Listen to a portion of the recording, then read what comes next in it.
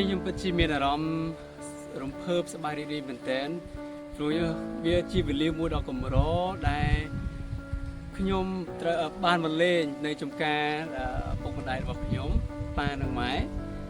តែទីកន្លែងនេះធ្លាប់តែពីមុនជាវាជាព្រៃហើយយើងមើលកន្លែងទៅមើលដីឃើញស្រាប់ហើយថាសុទ្ធតែដុំថ្មជាច្រើនប៉ុន្តែអីដែលខុសប្លែកកាលពីកុមារភាពដែលខ្ញុំធ្លាប់នៅទីនេះហើយម្ដងឡើងនេះឃើញថាផ្លាស់ប្រែយ៉ាងច្រើនមែនទែនដោយប៉ារបស់ខ្ញុំគាត់បានចំណាយកម្លាំងនិងពេលវេលាជាច្រើនកាប់ព្រៃឆ្ការព្រៃផ្លាស់ប្ដូរទីនេះឲ្យคล้ายទៅជាកន្លែងមួយដែលពេញទៅដោយជីវិតហើយកន្លែងយើងមើលកន្លែងឃើញថាមានដើមចន្ទទីជាច្រើនដែលគាត់បានព្យាយាមដាំអស់រយៈពេលជា 2-3 ឆ្នាំមកហើយថ្ងៃនេះខ្ញុំពិតជារំភើបសប្បាយចិត្តមែនទែនដែលបានឃើញពីសមិទ្ធផលពីស្នាដៃរបស់គាត់ដែលគាត់បានខិតខំប្រឹងប្រែងកន្លងមកនេះខ្ញុំពិតជារំភើបមែនទែនខ្ញុំនឹកស្មានបន្តថាទីកន្លែងមួយនេះវាប្រែคล้ายទៅជា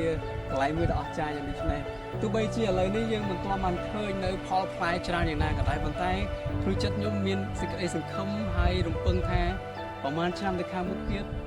នោះពួកគាត់នឹងទទួលបានផលផ្លែមួយយ៉ាងគប់ចិត្តជាទីគប់ចិត្តហើយខ្ញុំនៅតែសង្ឃឹម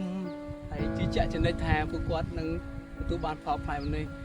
ហើយខ្ញុំមានតែក្តីអំណរនិងរំភើបសប្បាយរីករាយចំពោះផលផ្លែនិងសមិទ្ធផលដែលគាត់ខំប្រឹងកន្លងមកហើយពីការពិតខ្ញុំបានខានមកទីនេះជាយូរឆ្នាំមកហើយដែរហើយពេលនេះខ្ញុំឃើញ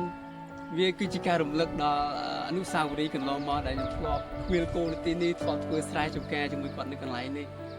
ហើយវាគឺជាការចងចាំមួយដែរសង្ឃឹមថាវីដេអូនេះវាគឺជាការចងចាំមួយដ៏ល្អមួយសម្រាប់ខ្ញុំហើយនិងសម្រាប់ពួកគាត់ខាងមុខដើម្បីបានឆ្លុះបញ្ចាំងមើលពីការផ្លាស់ប្ដូរពីការរីកចម្រើនផ្សេងៗផងដែរហើយខ្ញុំសង្ឃឹមថាពួកគាត់ប៉ានិងម៉ែគាត់នឹងមានសេចក្តីអំណរចំពោះអ្វីដែលគាត់បានធ្វើកន្លងមក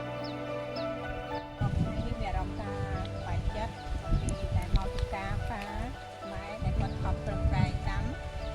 តាមកាប់ពេញខ្ញុំអត់សប្បាយចិត្តជាមួយនឹងការដាំនោះទេតែតែអត់ចោលគាត់ពិបាកមកដាំបានប៉ុណ្ណឹងខ្ញុំឈឺនេះជំនួសគាត់ច្រើនណាតែដោយសារគាត់ឆ្លាញ់ហើយដល់ពេលដែលមកដល់ឃើញថាអ្វីដែលគាត់ខំប្រឹងហ្នឹងគឺថាពិតជាបានផលមែនអញ្ចឹងមានអារម្មណ៍ថាវ៉ាវពិតជាល្អមែនតើអ្វីដែលគាត់ខំប្រឹងប្រែងហើយអញ្ចឹងក៏មានអារម្មណ៍ថាសប្បាយចិត្តពេលដែលឃើញទទួលបានផលអញ្ចឹងទៅហើយប៉ានិងម៉ែដែលគាត់ដាំក៏គាត់សប្បាយចិត្តអញ្ចឹងក៏មានក្តីអារម្មណ៍ថាសប្បាយចិត្តដែរ